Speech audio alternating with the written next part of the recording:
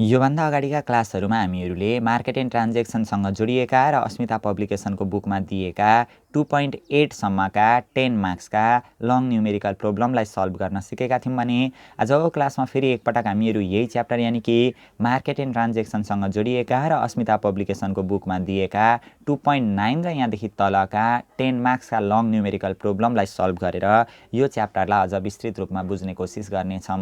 जस अन्तर्गत आजको क्लासमा चाहिँ हामीहरू सुरुमा 2.9 मा सोधिएको 10 मार्क्सको लङ न्युमेरिकल प्रोब्लमलाई सल्भ गर्न सिक्नेछौँ। क्वेसनले के भनिरहेको छ म एकचोटि पढेर सुनाउँदैछु ल।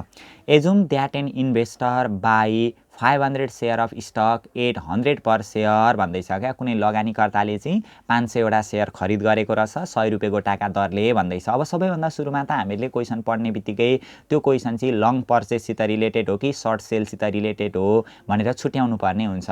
यदि क्वेसनले तोकेरै कुनै पनि लगानीकर्ताले आज 100 रुपियाँ गोटाका दरले सेयर बेचो भनेको अवस्थामा र डाइरेक्ट सर्ट सेलिङको कुरा गरेको अवस्थामा त्यो सर्ट सेलसित रिलेटेड क्वेसन हुन्छ। अन्य अवस्थामा त्यो लङ पर्चेससित रिलेटेड क्वेसन हुन्छ। लङ पर्चेजमा चाहिँ वर्तमान समयमा लगानीकर्ताले सेयर किनेको हुन्छ, त्यसलाई भविष्यमा गएर बेचिदिन्छ क्या। यहाँ त्यही त कुरा गर्दैछ, कुनै पनि लगानीकर्ताले सेयर किनो भन्ने कुरा गर्दैछ। सेयर किनो भन्ने कुरा गर्दाखेरि हामीले के बुझ्नुपर्छ भने वर्तमान समयमा उसले सेयर किन्ने रहेछ, यसलाई भविष्यमा गएर बिक्री गर्ने रहेछ भनेर हामीले बुझ्नुपर्ने हुन्छ। त्यही भएर यो चाहिँ लङ पर्चेससित रिलेटेड हुन्छ क्या। कुनै पनि लगानीकर्ताले 500वटा सेयर खरिद गरेको रहेछ 100 रुपियाँ गोटाका दरले। त्यो सेयर खरिद गर्दाखेरि नि सबै नगदमै पनि खरिद गर्न सक्छ, केही चाहिँ ब्रोकरेज फर्मबाट ऋण लिएर केही आफूले नगद लगानी गरेर पनि सेयरको खरिद गर्न सक्छ क्या। उसले 500वटा सेयर खरिद गरेको रहेछ 100 रुपियाँ गोटाका दरले एन्ड इनिसियल मार्जिन रिक्वायरमेन्ट 70% भनेको छ क्या। सुरुमा सेयर खरिद गर्दाखेरि चाहिँ 70% चाहिँ पैसा आफूले लगानी गर्नुपर्छ अरे, बाँकी रहेको चाहिँ ब्रोकरेज फर्मबाटै ऋण लिएर पनि सेयरको कारोबार गर्न सकिन्छ अरे भनेर क्वेसनले हामीहरूलाई भन्न खोजिरहेको छ। यो इनिसियल मार्जिनहरू दिँदाखेरि अनि डेप्टहरूको पोजिसन दिँदाखेरि त्यो मार्जिन बेसिसमा हुन्छ क्या, ऋणमा सेयरको कारोबार गरेको रहेछ भन्ने कुरा हामीले बुझ्नुपर्ने हुन्छ। केही छैन, सजिलो छ। अब यो म गिभन तान्दै जान्छु ल। यहाँनिर सुरुमा त हामीहरू गिभन तान्छौँ, गिभन तानिसके पछाडि त त्यस्तो केही पनि छैन, हामीले जानिसकेको बुझिसकेको कुरा छ होइन। लेखिदिन्छौँ हामीहरू प्रोब्लम 2.9 भनेर लेखिदिन्छौँ होइन। के भन्दै थियो क्वेसनले, इन्भेस्टरले बाई गरो खरिद गरो 500वटा सेयर भन्दैछ, गिभन भनेर लेखिदिन्छौँ सुरुमा हामीहरू होइन। नम्बर अफ सेयर एन भनेको 500 हामीलाई दिएको रहेछ, 500 सेयर रहेछ यहाँनिर होइन। कति रुपियाँ गोटाका दरले खरिद गरो भन्दैछ, 100 रुपियाँ गोटाका दरले खरिद गरो भन्दैछ। यो P0 भनेको हामीहरूको ₹100 भयो होइन। अनि इनिसियल मार्जिन रिक्वायरमेन्ट 70% दिएको रहेछ। इनिसियल मार्जिन भनेको आइएम हुन्छ, यसको बारेमा त हामीले बुझिसक्यौँ होला लगभग, यो पनि भइहाल्यो। र ए नम्बरमा what is the debit balance in this transaction भन्दैछ। यसरी डेबिट ब्यालेन्स भनेको छ डेब्टको पोजिसन कति हो अथवा बरोड क्यापिटल कति हो, लोन कति हो भनौँ भने त्यो सबै डेब्ट हो ल, त्यो सबै लोन हो अथवा बरोड क्यापिटल हो भनेर हामीले बुझ्नुपर्ने हुन्छ। ए नम्बरमा के सोधेको रहेछ, डेबिट ब्यालेन्स। डेबिट ब्यालेन्स भन्नु, डेप भन्नु, लोन भन्नु सबै एउटै हो ल। डेप निकाल्नु पर्ने हुन्छ हामीहरूले। त्यही भएर यो डेप, यो लङ पोजिसनमा डेप निकाल्नका लागि हामीहरू के गर्थ्यौँ सम्झिनु त। हामीले कतिवटा सेयर खरिद गरेर ल्याएका छौँ, कति रुपियाँ गोटाका दरले खरिद गरेर ल्याएका छौँ, इन्टु जम्मा एक भागमा हामीहरूले लगानी गरेको पैसाको भाग घटाइदिँदाखेरि यानि कि इक्विटीको भाग घटाइदिँदाखेरि बाँकी रहेको डेप्टको भाग आउँछ। सुरुमा सेयर खरिद गर्दा 70% पैसा हामीहरूले आफूले लगानी गर्नु पर्दो रहेछ, बाँकी रहेको 30% चाहिँ ब्रोकरेज फर्मबाटै ऋण लिएर पनि हामीहरू सेयरको कारोबार गर्न सक्ने रहेछौँ। नम्बर भनेको कति दिएको छ यहाँनिर, 500 सेयर दिएको छ। P0 भनेको 100 रुपियाँ गोटाका दरले खरिद गरेको, 500 × 100 भनेको 50,000 बराबरको खरिद गरेको। 50,000को 70% हामीले आफैले पैसा लगानी गर्नु पर्यो, बाँकी रहेको 30%, 50,000 को 30% त्यहाँ 15,000 चाहिँ हामीहरूको डेप देखा पर्ने रहेछ। यो पार्ट 1 क्लास हेर्नुभएको छ भने नि यो केही आवश्यकै पर्दैन क्या, मुखैले एन्सर निस्किन्छ। फेरि मुखैले एन्सर निकाल्न सक्छु भन्दैमा प्रोसेसै नगरी डाइरेक्ट एन्सरै मात्रै निकालेर चाहिँ हामीले लेखिदिनु हुँदैन है, फेरि त्यसो गऱ्यौँ भने चाहिँ मार्क्स आउँदैन। इनिसियल मार्जिन 0.70 दिएको रहेछ ल। यो आयो हामीहरूको 50,000 आयो इन्टु 0.30, त्यहाँ कति हजार आउने रहेछ, ₹15,000। यो चाहिँ हामीहरूको के भयो, डेबिट ब्यालेन्स अथवा डेब्टको पोजिसन भयो भनेर यसरी निकाल्नुपर्ने हुन्छ। यो सक्यो। अनि फेरि के भन्दैछ भने how much equity capital must the investor provided to make this transaction भन्दैछ क्या। कति चाहिँ इक्विटी क्यापिटल चाहिँ प्रोभाइड गर्नुपर्छ अरे मेक दिस ट्रान्जेक्सन, त्यो ट्रान्जेक्सन अथवा त्यो कारोबार पुरा गर्नका लागि चाहिँ अथवा त्यो कारोबार सुचारू गर्नको लागि चाहिँ कति इक्विटी क्यापिटल चाहिँ प्रोभाइड गर्नुपर्छ अरे लगानीकर्ताले भन्दैछ। इक्विटी निकाल्नु भनेको क्या यस्तो यो भाँडभैलो तरिकाले धेरै लङकट तरिकाले बुझिराख्नै पर्दैन क्या, सर्टकटमै पनि बुझ्न सक्छौँ नि त हामीहरू। इक्विटी क्यापिटल कति प्रोभाइड गर्नु भन्दैछ। इक्विटी क्यापिटल भनेको कतिवटा सेयर किनेर ल्याएको छ, कति रुपियाँको टाका दरले किनेर ल्याएको छ, त्यसको इनिसियल मार्जिन जति तोकेको छ त्यहाँनिर त्यति चाहिँ प्रोभाइड गर्नुपर्ने हुन्छ। यही होइन त, सम्झिनु त पार्ट 1 क्लासलाई फर्मुला बनाउन हामीले सिकेका थियौँ। नम्बर अफ सेयर कति दिएको छ यहाँनिर 500 दिएको छ number of share, into P0 भनेको सुरुको मूल्य कति दिएको छ 100 रुपियाँको टाका दरले दिएको छ, इन्टु IM भनेको इनिसियल मार्जिन 70% यानि कि 0.70 दिएको रहेछ। 50,000 7 पंचे 35,000 आउने रहेछ क्या, 35,000 सकि त गयो, के छ र यो पनि सक्यो होइन। सी नम्बरमा के भनेको छ भने if the stock raise to ₹160 भनेको छ, सेयरको मूल्य बढेर 160 रुपियाँमा पुग्यो अरे भन्दैछ क्या। अहिले अब यो बढेको मूल्य घटेको मूल्य जहिले पनि त्यो P1 हुन्छ क्या। सुरुमा हामीले जति रुपियाँमा खरिद गरेका हौँ त्योभन्दा यदि मूल्य बढ्यो भने पनि अथवा त्योभन्दा मूल्य घट्यो भने पनि त्यो बढेको अथवा घटेको मूल्यलाई P1 ले डिनोट गरिन्छ। कति रुपियाँमा पुगेको रहेछ, रेज भएर बढेर 160 रुपियाँमा पुगेको रहेछ भन्दैछ होइन। अनि what is the investor new margin position भनेको छ क्या। अब यो न्यू मार्जिन पोजिसन कति हुन्छ भनौँ भने, रिमेनिङ मार्जिन कति हुन्छ भनौँ भने हामीले निकाल्नुपर्ने भनेको एक्चुअल मार्जिन होला। एक्चुअल मार्जिन निकाल्नुपर्ने हुन्छ। न्यू मार्जिन पोजिसन भनेर भन्दैछ नि, new margin position POSITION position, new margin position भनेकै एक्चुअल मार्जिन हामीले यहाँनिर निकाल्नुपर्ने हुन्छ। कहिलेकाहीँ इन्ट्रेस्टको कुरालाई पनि हामीले एडजस्ट गर्नुपर्ने हुन्छ, त्यो कुरा म फेरि आगामी आउने दिनहरूमा भन्छु होइन। अहिले एकैचोटि भन्न खोज्यो भने झन् जिगज्याग हुनसक्छ क्या, त्यही भएर आगामी आउने दिनमा हामीहरू त्यसको बारेमा पनि छलफल गर्दै जान्छौँ। अहिले चाहिँ के मात्रै बुझिराखौँ भने न्यू मार्जिन पोजिसन भनेको छ अथवा रिमेनिङ मार्जिन भनेको छ अथवा एक्चुअल मार्जिन भनेको छ भने त्यो एक्चुअल मार्जिन रहेछ भनेर हामीले बुझ्नुपर्ने हुन्छ भन्ने कुरा चाहिँ हामीहरू अहिले बुझिराखौँ। निकाल्नुपर्ने रहेछ हामीले एक्चुअल मार्जिन। अब सम्झिनु त एक्चुअल मार्जिन निकाल्ने फर्मुला के हो त, यो लङ पोजिसनको हामीहरू हिसाब गर्दैछौँ। लङ पोजिसनमा के हुन्छ अरे हामीहरूको एक्चुअल मार्जिन निकाल्ने फर्मुला पार्ट 1 क्लासलाई हेरेर कापीमा उतार्नु भएको छ भने यो आफै आइहाल्छ क्या, रटिराख्नै पर्दैन। एसिड्स माइनस के हुन्छ, डेब्टका मुनि के हुन्छ एसिड्स भनेर यसरी हामीले एक्चुअल मार्जिन निकाल्नुपर्ने हुन्छ। एसिड्स भनेको के हुन्छ N इन्टु P1 हुन्छ। डेब्ट भनेको ऋण चाहिँ हामीले एकचोटि निकालिसके पछाडि नि लङ पोजिसनमा सुरुमा ऋण जति हुन्छ अन्तिमैसम्म त्यति नै भइरहेको छ क्या। ऋण कहिले पनि डेब्ट चेन्ज हुँदैन, लङ पोजिसनमा डेब्ट कहिले पनि चेन्ज हुँदैन। किन चेन्ज हुँदैन भन्ने कुरा पनि हामीले पार्ट 1 क्लासमा डिस्कस गरेका थियौँ होइन। अहिले चाहिँ के मात्रै बुझिराखौँ भने लङ पोजिसनमा कहिले पनि डेब्ट चेन्ज हुँदैन। जति छ सुरुमा हामीले निकालेको, हामीले सेयरको कारोबार गर्दाखेरि सुरुमा सेयर खरिद गर्दाखेरि हामीहरूको ऋण जति छ त्यति नै भइरहेको छ क्या ऋण भनेको। त्यही भएर यहाँनिर 15,000 भनेर हामीले लेख्यौँ। फर्मुलै लाएर निकाल्दाखेरि पनि हुन्छ क्या, फर्मुला लाउँदाखेरि पनि डेब्टको फर्मुला त त्यही N इन्टु P0 1 - IM हो। त्यो फेरि किन लाएर टाउको दुखाइराख्नु, किन प्रोसेसलाई लामो बनाइराख्नु, त्यो गरिराख्नु पर्दैन ल। एसिड्स भनेको N इन्टु P1 हुन्छ। सेयर खरिद गरेको बेलामा जस्ट हामीहरू भर्खर सेयर खरिद गर्दैछौँ भने त्यतिखेरको एसिड्स भनेको N इन्टु P0 हुन्छ।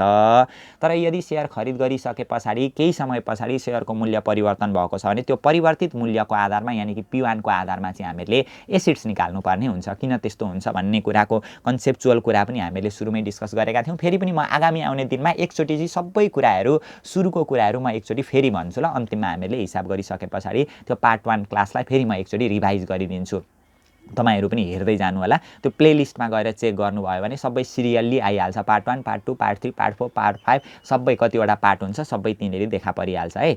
नम्बर भनेको कति दिएको रहेछ यहाँनेरि 500 वटा शेयर दिएको रहेछ। P1 भनेको कति दिएको छ अहिले मूल्य परिवर्तन भएर 160 मा पुग्यो भन्दैछ। मूल्य बढेर रेज भएर भन्दैछ -15,000 डिवाइड बाइ n भनेको कति छ 500 वटा शेयर। P1 भनेको 160 का दरले 16 पंचे 80,000 होला माथि हैन -15,000 आउने रहेछ यहाँनेरि डिवाइडेड बाइ 80,000 भनेर लेखिदिने। गर्दाखेरि 80 मा 15 घटाउँदाखेरि 65,000 होला हैन डिवाइडेड बाइ 80,000 गरिदिने। गर्दाखेरि कति आउने रहेछ 65,000 का मुनि 80 65 का मुनि 80 गर्दाखेरि आउने रहेछ 0.8125 आउने रहेछ हैन। तपाईहरु पनि क्याल्कुलेटरबाट चाहिँ क्याल्कुलेसन गर्दै जानु होला ल। 0.8125 और 81.25% चाहिँ हामीहरूको के आउने रहेछ एक्चुअल मार्जिन देखा पर्ने रहेछ भने के छ र यो सबै हावादारी क्वेसनहरू क्या हामीले सबै गरिसकेको होइन त डेप निकाल्नका लागि इक्विटी निकाल्नका लागि यहाँ हेर्नु न इक्विटी निकाल्ने फर्मुला डेप निकाल्ने फर्मुला टोटल एसिड्स भनेको सुरुमा सेयर खरिद गरेको बेलामा टोटल एसिड्स n/p0 हुन्छ यदि मूल्य परिवर्तन भयो भने परिवर्तित मूल्यको आधारमा हामीले टोटल एसिड्स निकाल्नुपर्ने हुन्छ इन्ट्रेस्टहरूको कुरा अनि एक्चुअल मार्जिनहरूको कुरा सबै हामीले डिस्कस गर्दै आइराखेका छौँ यदि पार्ट 1 क्लासदेखि नि क्लासहरूलाई फलो गर्दै आइराख्नु भएको छ भने यसमा केही पनि गाह्रो अप्ठ्यारो असजिलो हुँदैन अझै पनि बुझ्नमा केही समस्या भइरहेको छ भने समस्या भएको कुराको बारेमा कमेन्ट गर्नुभयो भने आगामी आउने क्लासमा हामीहरू त्यसको बारेमा पनि छलफल गर्दै जानेछौँ अब अर्को क्वेसनतिर लाग्यौँ है हामीहरू यसो भन्दै हामीले यो जति पनि क्वेसन गर्दैछौँ नि मैले अघिल्लो क्लासमा पनि भनेको थियो होइन यो 2.4 2.5 2.6 7 8 9 यी सबै क्वेसनहरू एक्जाममा आइसकेका क्वेसनहरू हुन् क्या प्रत्येक क्वेसन एक्जाममा आइसकेका छन् है त्यही भएर अलि मजाले हामीले हेर्नुपर्ने हुन्छ बेसिक कन्सेप्चुअल कुरा थाहा भइसके पछाडि क्वेसनकोले त्यति धेरै म्याटर पनि गर्दैन क्या मिलाउन सक्ने अवस्थामा त हामीहरू पुगिहाल्छौँ नि कन्सेप्ट बुझिसके पछाडि प्रब्लम 2.10 मा म गएँ ल अब प्रब्लम 2.10 मा गएँ म अब हेर्नु यहाँ पनि झन् सजिलो छ क्या क्वेसनै नहेरिकन यो कति सजिलो हेर्दै नहेरी सजिलो लाग्छ क्या हामीलाई त्यो चाहिँ अचम्मको कुरा छ के भन्दैछ भने a stock sell for rupees 100 per share अब अलिकति हामीले क्वेसनलाई थोरै केलाउनु पर्ने हुन्छ सबैभन्दा सुरुमा त हामीले के भनेका थियौँ भने क्वेसन चाहिँ लङ पर्चेससित रिलेटेड हो कि सर्ट सेलसित रिलेटेड हो त्यो सुरुमा छुट्याउनु पर्ने हुन्छ भनेर हामीले भनेका थियौँ यदि कुनै पनि इन्भेस्टरले 400 रुपियाँको टाका दरले सेयर बेचेको छ अथवा कुनै पनि इन्भेस्टरले 500 रुपियाँको टाका दरले आज वर्तमान समयमा सेयर बेचेको छ अथवा कुनै पनि इन्भेस्टरले 600 700 900 रुपियाँको टाका दरले आज वर्तमान समयमा सेयर बेचेको छ भनौँ भने त्यो सर्ट सेल हुन्छ अथवा क्वेसनले तोकेरै सर्ट सेलसित रिलेटेड छ क्वेसन भनौँ भने सर्ट सेलको कुरा गरेको छ भने त्यो सर्ट सेलिङसित रिलेटेड क्वेसन हुन्छ अन्यथा हामीले त्यो क्वेसनलाई लङ पर्चेज मान्नुपर्ने हुन्छ कहिलेकाहीँ हामीहरू कसरी झुकिन्छौँ भने a stock sell for rupees 100 per share भनेको छ कुनै सेयर चाहिँ 100 रुपियाँको टाका दरले बिक्री भइरहेको छ भन्दैछ अब अघि भर्खर मैले के भनेको थियो भने कुनै पनि इन्भेस्टरले 100 रुपियाँ 200 300 400 500 यस्तोमा वर्तमान समयमा सेयर बिक्री गरेको छ भने त्यो सर्ट सेलसित रिलेटेड क्वेसन हुन्छ भनेर मैले भन्न त भनेको थियो अब त्यो मैले भनेको सम्झिने बित्तिकै तपाईहरुले a stock sell for rupees 100 per share भन्ने बित्तिकै ए यो त सर्ट सेलिङसित रिलेटेड क्वेसन पो रहेछ किनभने यहाँ बिक्री गरेको कुरा गर्दैछ त्यही भएर यो सर्ट सेलिङ हो भनेर त्यसरी अनुमान लगाउन हामीहरू पाउँदैनौं क्या तोकेरै के भनेको हुनुपर्छ भने कुनै इन्भेस्टरले सेयर यति रुपैयाँमा बिक्री गरो भनेको छ भने चाहिँ त्यो सर्ट सेलिङ हुन्छ तर a stock sell for rupees 100 per share कुनै सेयर चाहिँ 100 रुपैयाँको टाका दरले बिक्री भइरहेको छ तर इन्भेस्टरले बेचेको हो त भनेको छैन नि त यहाँनेरि त्यही भएर हामीले के बुझ्नु पर्यो भने एज अ इन्भेस्टरको दृष्टिकोणबाट हेर्दाखेरि हामीले कुनै स्टक चाहिँ 100 रुपैयाँको टाका दरले बिक्री भइरहेको रहेछ इन्भेस्टर त हामीहरू हुँ नि त अब 100 रुपैयाँको टाका दरले बिक्री भइरहेको सेयर चाहिँ पैँचो ल्याएर हामीहरू बिक्री गर्न पनि सक्छौं अथवा त्यति रुपैयाँमा खरिद गर्न पनि सक्छौं भनेर बुझ्नुपर्ने हुन्छ क्या डाइरेक्ट तोकेरै इन्भेस्टरले 100 रुपैयाँका दरले बिक्री गरो भनेको भए त्यो सर्ट सेल हुन्थ्यो तर इन्भेस्टरले बिक्री गरो भनेको छैन भने चाहिँ हामीले सर्ट सेल त्यसलाई मान्न पाइँदैन ल क्वेसनको ढाँचालाई बुझ्नुपर्ने हुन्छ अब 100 रुपैयाँको टाका दरले बिक्री भइरहेको सेयर चाहिँ यु पर्चेज हामीले चाहिँ गएर के गरेछौं खरिद गरेछौं भनेर क्वेसनले भन्दैछ क्या कुनै एउटा मानिलिउँ न कुनै एउटा एबीसी भन्ने कम्पनी रहेछ यो एबीसी भन्ने कम्पनीको सेयर चाहिँ 100 रुपैयाँको टाका दरले बिक्री भइरहेको रहेछ 100 रुपैयाँको टाका दरले बिक्री भइरहेको छ भने हामीहरू इन्भेस्टर हौं हामीहरू को हौं इन्भेस्टर हौं यो 100 रुपैयाँको टाका दरले एबीसी भन्ने कम्पनीको सेयर 100 रुपैयाँको टाका दरले बिक्री भइरहेको छ भने हामीहरू गएर यो पर्चेज गर्न पनि सक्छौं हैन हामीहरू गएर यो किनेर ल्याउन पनि सक्छौं हैन अथवा हामीलाई बेच्न मन लाग्यो भने सापटी ल्याएर यो 100 रुपैयाँको टाका दरले बिक्री गर्न पनि सक्छौं के हामीहरू बिक्री गर्न पनि सक्छौं क्वेसन पुरै पढेर मात्रै हामीले छुट्याउनु पर्ने हुन्छ ल तोकेरै इन्भेस्टरले यति रुपैयाँको टाका दरले बेचो भनेको छ भने चाहिँ त्यो सर्ट सेलिङ हुन्छ तर हैन अथवा तोकेरै तपाईले चाहिँ यति रुपैयाँको टाका दरले आज सेयर बेच्नु भयो भनेको छ भने हामीहरूले आफूलाई यहाँनेरि इन्भेस्टर मान्नुपर्ने हुन्छ नि त तोकेरै क्वेसनले तपाईले सेयर यति रुपैयाँको टाका दरले आज बेच्नु भयो भनेर भनेको छ भने त्यो सर्ट सेलिङ हुन्छ अन्यथा त्यस्तो भनेको छैन भने क्वेसन पुरै हामीले पढेरै मात्रै छुट्याउनु पर्ने हुन्छ हामीले चाहिँ के गर्यौं अरे हामीले चाहिँ गएर किन्यौं अरे भन्ने कुरा गर्दैछ ल n = 100 वटा सेयर किन्यौं अरे भनेर हामीलाई भन्दैछ कति रुपैयाँको टाका दरले 100 रुपैयाँको टाका दरले किन्यौं अरे भनेर हामीलाई भन्दैछ क्वेसनले हैन p0 हुन्छ त्यो सुरुको मूल्य एन्ड आफ्टर अ इयर भनेको 1 वर्ष पछाडी द प्राइस रेज टु 175 भनेको छ 1 वर्ष पछाडी गएर चाहिँ त्यसको मूल्य चाहिँ 175 रुपैयाँमा पुग्यो अरे भनेर क्वेसनले हामीलाई यहाँसम्म पनि भनेको छ र यसको आधारमा ए नम्बरमा what will be the percentage return on your investment भनेको छ। हामीले जुन लगानी गरेको हो त्यसको रिटर्न चाहिँ कति हो त, फाइदा प्रतिफल कति भयो त त्यो पत्ता लगाउनु भन्दैछ।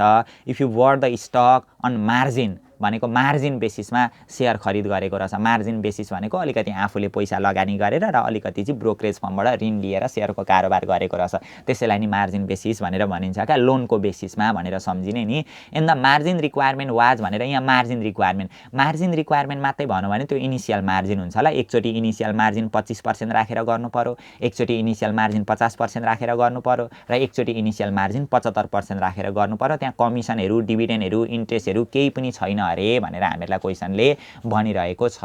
त्यही भएर अब एकचोटि हामीहरू यहाँनिर गरिदिन्छौँ। ए नम्बरमा हामीलाई निकाल्नु भनेको छ के रहेछ, rate of return, percentage return on your investment भनेकै के रहेछ, rate of return are is equal to what रहेछ। जहाँ चाहिँ एक नम्बरमा हामीले इनिसियल मार्जिन कति पर्सेन्ट राखेर गर्नु पर्यो, एकचोटि इनिसियल मार्जिन 25% राखेर गर्नु पर्यो, फेरि अर्कोचोटि 2 नम्बरमा गएर इनिसियल मार्जिन 50% दिएको छ होला हामीहरूलाई, 50% राखेर गर्नु पर्यो, फेरि त्यही रेट अफ रिटर्नै निकाल्नु पर्ने हो। तर अबको अवस्थामा चाहिँ इनिसियल मार्जिन कति पर्सेन्ट राखेर गर्नु पर्यो, 75% राखेर गर्नु पर्यो। यहाँ दिएको छ नि त कमिसनहरू, डिभिडेन्डहरू, इन्ट्रेस्टहरू यहाँ केही पनि छैन अरे। जस्तै मार्जिन बेसिसमा सेयरको कारोबार गर्दा होइन, ऋण लिएर सेयरको कारोबार गर्दा त हामीले ब्याजहरू तिर्नुपर्ने हो, सेयरमा लगानी गरिसके पछाडि त्यहाँबाट डिभिडेन्डहरू आउनुपर्ने हो। तर यहाँ डिभिडेन्डहरू, इन्ट्रेस्टहरू, कमिसनहरू केही पनि छैन भनेर क्वेसनले हामीहरूलाई भनिरहेको छ ल।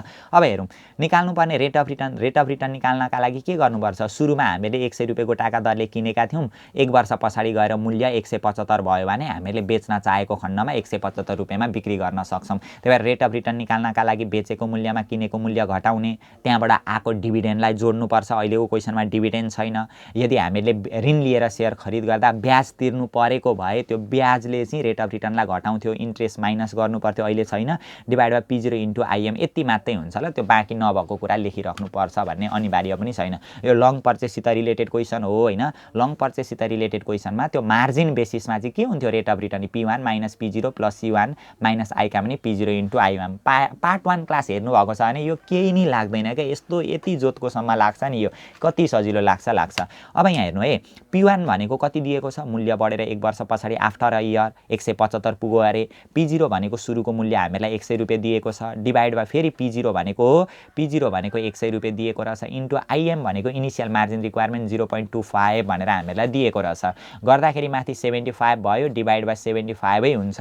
गर्दाखेरि टोटल हामीहरूको 1 आयो। 1 भनेको यसलाई पर्सेन्टेजमा लाँदा कति पर्सेन्ट हुने रहेछ, 100% हुँदो रहेछ क्या। यदि सेयरको मूल्य हामीले सुरुमा खरिद गर्दा 100 रुपियाँ थियो र पछि बढेर 175 भएको छ भने इनिसियल मार्जिन 25% हुँदा रेट अफ रिटर्न चाहिँ कति हुँदो रहेछ, 100% क्या, 100% त्यहाँबाट प्रतिफल हामीहरू पाउन सक्ने रहेछौँ भन्ने निष्कर्षमा हामीहरू पुग्यौँ। यो केही छैन क्या। अब एकछिनमा हामीहरू मसिनो तरिकाले यसलाई केलाउन पनि सिक्छौँ, यी हेरेर केलाउन सकिन्छ क्या, बाँकी केही बुझिराख्नु पर्दैन। र अब फेरि यहाँ पनि रेट अफ रिटर्न निकाल्न त्यही P1 minus P0 divide by के हुन्छ, P0 इन्टु IM हुन्छ होइन त, भन्नु त त्यही त हो फर्मुला। मात्र इनिसियल मार्जिनलाई मात्रै चेन्ज गर्नुपर्ने छ क्या, अहिले हामीले अरू केही पनि होइन। 175 हुन्छ अरे P1, अर्को P1 दिएको छैन, सुरुको 100 भइहाल्यो। P0 भनेको 100 इन्टु IM भनेको 0.50 भन्ने हुन्छ होइन। गर्दाखेरि ल यहाँ चाहिँ मैले उल्टो गरेछु है, यहाँ कति आयो, 100 इन्टु 0.25 भनेको त 25 हुन्छ होला नि त। फेरि कहाँ पुग्छ, ढुङ्गाले दिएर टाउको फुटाउनु जस्तै हुन्छ यस्तो हुँदाखेरि चाहिँ नि। 100 इन्टु 0.25 भनेको 25 हो नि त होइन। 25 त्यहाँ 75, 3 भनेको 300% चाहिँ आउँदो रहेछ है यहाँनिर। ल अब यहाँ फेरि गर्छौँ हामीहरू, 175 मा 100 घटाउँदा 75 हुन्छ, डिभाइड बाई यो गर्दाखेरि 50 हुन्छ होला होइन। 75 का मुनि 50 भनेको कति हुने रहेछ, लु गरौँ त, 75 भागा 50 गर्दा 1.5 और यसलाई पर्सेन्टमा लाँदाखेरि 150% भनेर हुने रहेछ हो नि होइन। यहाँ आउँदैछ 300%, 150% भनेर आउने रहेछ। त्यसै गरी अर्को फेरि रेट अफ रिटर्न आर निकाल्नका लागि P1 minus P0 divide by P0 into IM, मात्र इनिसियल मार्जिनलाई नि मात्रै हामीहरू चेन्ज गर्दैछौँ है। P1 भनेको 175 माइनस यहाँनिर 100 डिभाइड बाई 100 इन्टु 0.75 गर्दाखेरि 75 माथि आयो, तल पनि अब चाहिँ 75 आयो होला है। यो 1 भनेको यसलाई पर्सेन्टेजमा लाँदाखेरि कति हुन्छ, 100% हुन्छ। अब हामीले के बुझ्नुपर्छ भनेदेखि नि, यति गर्दैखेरि के कन्क्लुजन हामीहरू निकाल्न सक्छौँ भने, यदि सेयरको मूल्य बढेको अवस्थामा ध्यान दिने ल शेयरको मूल्य बढेको अवस्थामा हेर्नु त 100 बाट बढेर 175 पुगेको छ नि त यसरी शेयरको मूल्य बढेको अवस्थामा चाहिँ जति थोरै इनिशियल मार्जिन भयो नि त्यति नै धेरै नाफा कमाउन सकिदो रहेछ क्या एउटा लगानीकर्ताको दृष्टिकोणबाट हेर्ने हो भने यदि शेयरको मूल्य बढेको अवस्थामा इनिशियल मार्जिन जति थोरै भयो त्यति नै धेरै नाफा छ 25% इनिशियल मार्जिन हुँदा 300 नाफा छ अनि 50% इनिशियल मार्जिन हुँदा 150 नाफा छ अनि 75% इनिशियल मार्जिन हुँदा 100% मात्रै नाफा छ जब इनिशियल मार्जिन बढ्दै जान्छ तब रेट अफ रिटर्न चाहिँ घट्दै जाँदो रहेछ ल त्यही भएर हामीले यति बढी के कन्क्लुजन निकाल्न सक्यौं भने शेयरको मूल्य बढेको अवस्थामा जति थोरै इनिशियल मार्जिन छ त्यति धेरै नाफा हुँदो रहेछ भने अब शेयरको मूल्य घट्यो भने चाहिँ के हुन्छ त शेयरको मूल्य घटेको अवस्थामा चाहिँ जति थोरै इनिशियल मार्जिन छ नि त्यति नै धेरै घाटा पनि हुन्छ जहाँ धेरै नाफा हुन्छ नि त्यहीँनेरि धेरै घाटा पनि हुन्छ क्या त्यो चाहिँ बढी रिस्की पोजिसन हुन्छ क्या त्यहाँनेरि त्यो प्र्याक्टिकली रूपमा एकछिनमा हामीहरू चेक पनि गर्छौँ अहिले त्यो कुरा छोडिदिउँ ल ए नम्बरको हामीले सक्यौँ कमिसनहरू डिभिडेन्डहरू इन्ट्रेस्टहरू सबैलाई इग्नोर गर्नु भनेको छ यसलाई हामीहरू इग्नोर गरिराखेको छौँ है अब बी नम्बरमा हामीहरूलाई के भनेको छ फेरि जान्छौँ हामीहरू बी नम्बरमा हेर्नु के भन्दैछ भने डिटरमाइन द पर्सेन्टेज रिटर्न फेरि पर्सेन्टेज रिटर्न त्यही रेट अफ रिटर्न निकाल्नु पर्यो अफ योर इन्भेस्टमेन्ट हामीले गरेको लगानीको रेट अफ रिटर्न निकाल्नु पर्यो but in this case suppose the price of the stock fall to ₹75 भनेको छ शेयरको मूल्य घटेर चाहिँ 75 रुपियाँमा पुग्यो अरे भन्दैछ क्या त्यही भएर यहाँ पनि हामीले निकाल्नु पर्ने भनेको रेट अफ रिटर्नै हो के निकाल्नु भन्दैछ बी नम्बरमा पनि रेट अफ रिटर्नै निकाल्नु भन्दैछ आरै निकाल्नु भन्दैछ जहाँ चाहिँ अहिले चाहिँ P1 शेयरको मूल्य घटेर कति भयो अरे 75 सुरुमा हामीले कतिमा किनेको थियो 100 रुपैयाँमा किनेको शेयर थियो हैन सुरुमा 100 रुपैयाँमा किनेको शेयर चाहिँ त्यसको मूल्य घटेर 75 रुपैयाँ भयो अरे अब अघि हामीले भनेको कुरालाई प्र्याक्टिकली रूपमा हामीहरू चेक पनि गर्छौँ शेयरको मूल्य बढेको अवस्थामा जहाँ थोरै इनिशियल मार्जिन छ त्यहाँ धेरै फाइदा हुँदो रहेछ तर यदि शेयरको मूल्य घटेको अवस्थामा जहाँ थोरै इनिशियल मार्जिन छ त्यहाँ धेरै घाटा पनि हुन्छ भन्ने कन्क्लुजनमा पुग्छौँ क्या हामीहरू एकछिनमा यहाँनिर चेक गर्दा पनि अब यो थाहा भइहाल्छ एकचोटि इनिशियल मार्जिन हामीले कति राख्नु पर्यो अब फेरि सबै हामीले रेट अफ रिटर्नै निकाल्नु पर्यो अहिले मूल्य घटेको छ एकचोटि इनिशियल मार्जिन हामीले त्यही 25% राखेर गर्नुपर्ने हुन्छ हैन फेरि अर्कोचोटि इनिशियल मार्जिन हामीले कति राखेर गर्नुपर्ने हुन्छ 50% राखेर गर्नुपर्ने हुन्छ छुट्टै इनिशियल मार्जिन दिएको छैन नि त फेरि इनिशियल मार्जिन हामीले कति राखेर गर्नुपर्ने हुन्छ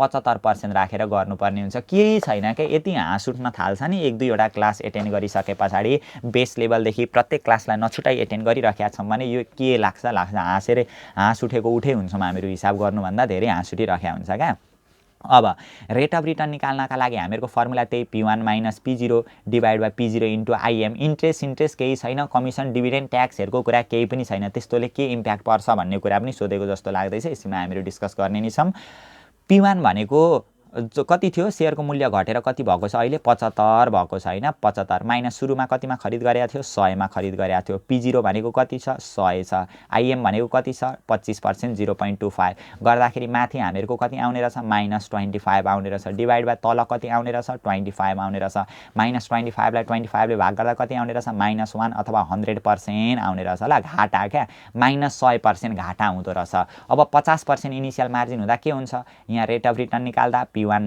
- P0 divide by P0 into के हुने रहेछ IM हुने रहेछ P1 भनेको 75 पुगेको छ घटेर हैन घटोस् या बढोस् त्यो सुरुमा एउटा किनेको हुन्छ किनिसकेपछि पछि घटोस् या बढोस् त्यो P1 हुन्छ है अघि पनि हामीले चर्चा गरेका थियौं P0 भनेको हामीहरुका लागि कति दिएको छ सुरुमा 100 रुपैयाँ दिएको छ डिभाइडेड बाई P0 भनेको कति हो 100 इन्टु IM भनेको 0.50 आइहाल्छ यहाँनेरि गर्दाखेरि माथि -25 आउँछ डिभाइडेड बाई कति आउने रहेछ यहाँनेरि तल आउने रहेछ हामीहरुको 50 आउँछ होला हैन गर्दाखेरि -0.50 आउँछ होला यो भनेको -50% देखा पर्यो यहाँनेरि हैन अब इनिशियल मार्जिन 75% राखेर गरौँ R = P1 - P0 divide by के हुन्छ P0 इन्टु IM हामीहरुको फर्मुला भनेको त्यही हो P1 भनेको 75 रुपैयाँ छ P0 भनेको 100 रुपैयाँ छ डिभाइड बाइ P0 भनेको 100 इन्टु IM भनेको 0.75 हुन्छ गर्दाखेरि माथि -25 हुन्छ तल 75 हुन्छ होला हैन गर्दाखेरि 25 का मुनि 75 भनेको 25 का मुनि 75 यो सबै मुखबाटै निस्किने एन्सरहरु हुन्छन् क्या यो पार्ट 1 क्लास हामीले हेर्यौं अलिकति कन्सेप्ट बुझ्यौं भने केही छैन क्या 0.33 -0.3333 और 33.33% चाहिँ यहाँनेरि नोक्सान हुँदो रहेछ भनेर यसरी हामीले निकाल्यौं ल -100% 50% 33.33% यसरी निकाल्नु पर्ने हुन्छ अब यहाँबाट हामीलाई यहाँनेरि सोधेको पनि रहेछ हैन what generalization can be inferred from your answer to requirement A and B भनेको छ क्या। अब के चाहिँ जेनरलाइजेसन हामीले पत्ता लगायौँ अरे, के चाहिँ देख्यौँ अरे, जुन त्यो हामीले ए र बी गऱ्यौँ नि त्यहाँबाट चाहिँ के निष्कर्ष निकाल्यौँ अरे, के सामान्यीकरण पत्ता लगायौँ अरे, त्यहाँ के भइरहेको छ, तपाईँले के देख्नुभयो त्यहाँ टुलु हेर्दा, त्यहाँ गरेर चाहिँ के पत्ता लगाउनु भयो, गर्न त गर्नुभयो, के थाहा पाउनु भयो भनेर क्वेसनले भनिराखेको छ क्या। त्यो ए र बीको एन्सर त तपाईँले निकाल्नु भयो, ल ठिक छ मिलाउनु भयो एन्सर, त्योबाट के चाहिँ पत्ता लगाउनु भयो भनेर भन्दैछ। अब पत्ता के लगायौँ त हामीले, हेर्नु त, यदि सेयरको मूल्य बढेको छ भने सेयरको मूल्य बढेको अवस्थामा हैन, सेयरको मूल्य बढेको अवस्थामा जति थोरै इनिसियल मार्जिन हो त्यति नै धेरै नाफा हुँदो रहेछ हैन त। 50% इनिसियल मार्जिन हुँदा यति थियो नाफा, 75% जति धेरै इनिसियल मार्जिन हुँदै गयो त्यति नै नाफा चाहिँ हामीहरूको घट्दै जाँदो रहेछ। अब यति मात्रै के बुझ्नु पर्यो भने सेयरको मूल्य बढेको अवस्थामा जति थोरै इनिसियल मार्जिन भयो त्यति धेरै नाफा हुँदो रहेछ। तर यदि सेयरको मूल्य केही कथम घट्यो भने सेयरको मूल्य घटेको अवस्थामा जति थोरै इनिसियल मार्जिन भयो त्यति नै धेरै घाटा पनि हुँदो रहेछ। त्यही भएर यो थोरै इनिसियल मार्जिन चाहिँ बढी रिस्की रहेछ भन्ने कुरा हामीले त्यहाँबाट देख्यौँ है भनेर त्यो चाहिँ लेख्नु होला ल। आफै नेपालीबाट लेख्दाखेरि पनि भयो, इङ्ग्लिसबाट लेख्दाखेरि पनि भयो हैन। नेपालीबाट लेख्नु भयो भने जति थोरै इनिसियल पार्ट ए र पार्ट बी गर्दाखेरि के देख्यो भने जति थोरै इनिसियल मार्जिन हुन्छ सेयरको मूल्य बढेको अवस्थामा त्यति नै धेरै नाफा हुन्छ, र जति थोरै इनिसियल मार्जिन हुन्छ सेयरको मूल्य घटेको अवस्थामा त्यति नै धेरै घाटा पनि हुँदो रहेछ भन्ने कुरा हामीले देख्यौँ त्यहाँनेरि भनेर यसैलाई मिलाएर इङ्ग्लिसमा लेख्न मन लाग्यो भने इङ्ग्लिसमा पनि लेखिदिनु होला।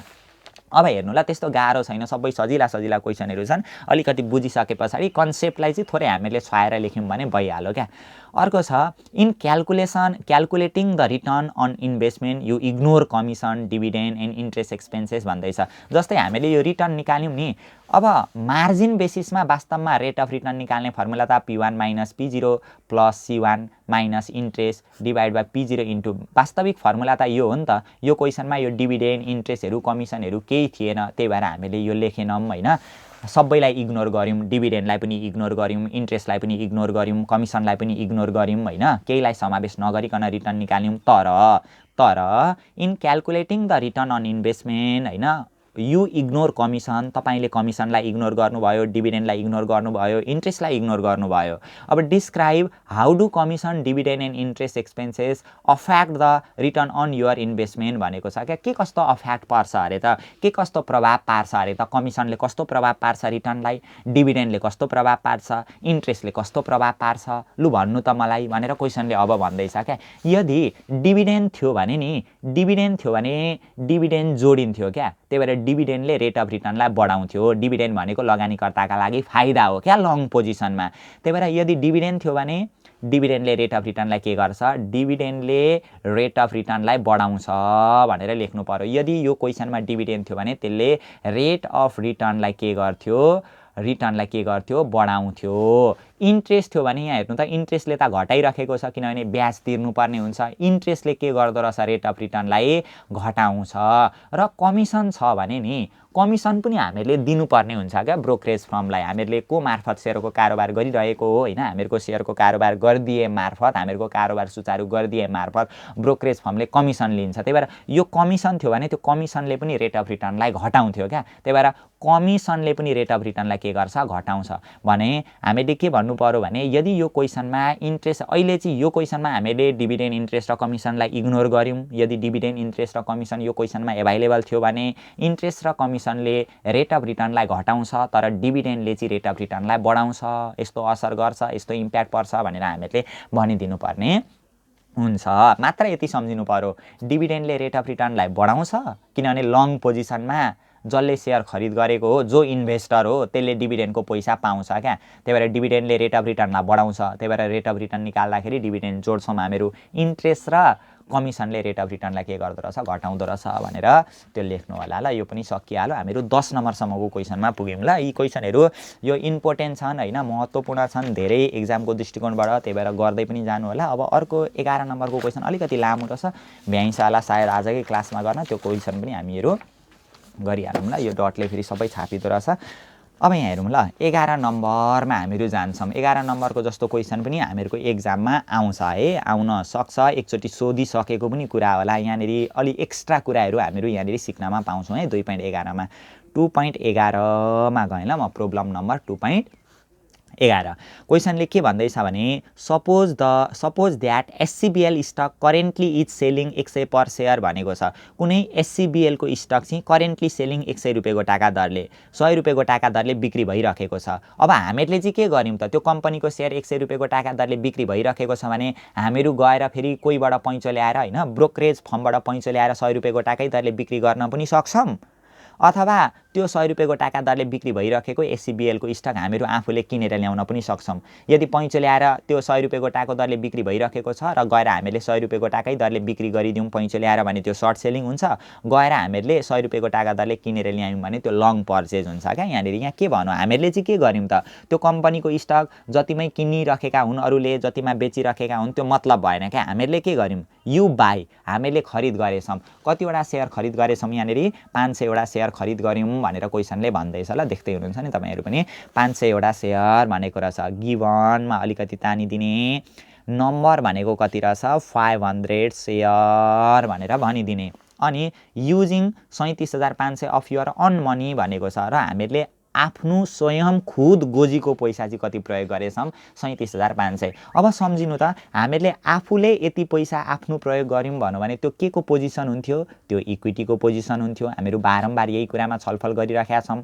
37500 चाहिँ हामीले आफ्नो स्वयं खुद निजीको पैसा लाएछौं त्यसमा हैन on your money and borrowing the remainder भनेको छ र बाँकी रहेको चाहिँ हामीले बोरोइङ गरेछौं। बोरोइङ भनेको ऋण झिकेछौं क्या ऋण लिएछौं। बाँकी रहेको चाहिँ हाम्रो डेब्ट रहेछ अफ द पर्चेज भनेको छ ल remainder of the purchase price from your broker भनेको रहेछ ब्रोकरबाटै ऋण लिएर हैन हामीले आफूले 37500 लगानी गरेछौं। बाँकी रहेको पैसा चाहिँ हामीले आफ्नो ब्रोकरबाट ऋण लिएर कारोबार गरेछौं। अन्त rate of return on margin loan भनेको छ नि रेट अन मार्जिन लोन भनेको छ जस्तै ऋण लियौं भने त त्यसको ब्याज तिर्नुपर्छ कति % ब्याज तिर्नुपर्छ अरे 8% भनेर क्वेसनले अहिले हामीहरुलाई भनिराखेको छ। यहाँसम्म त ल ठीक छ होला।